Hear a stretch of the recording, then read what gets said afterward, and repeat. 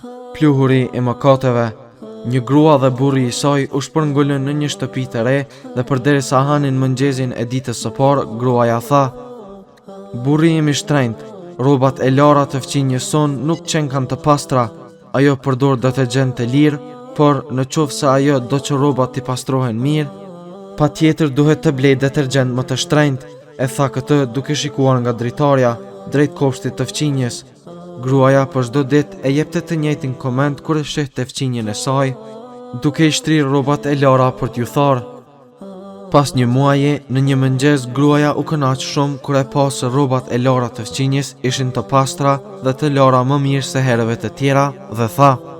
"Burri im, më në fund, fqinja jon e mësoi se si t'i laj rrobat e saj", kurse burri ju përgjigj: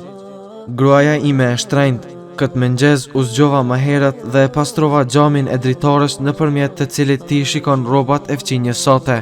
Ka mundësi që pluhuri i gjinoheve tua të bëhet shkak dhe t'i paraqes veprat e të tjerëve si të gabuara. Për këtë arsye, përmirësoj gabimet e tua para se të komentosh për gabimet e të tjerëve."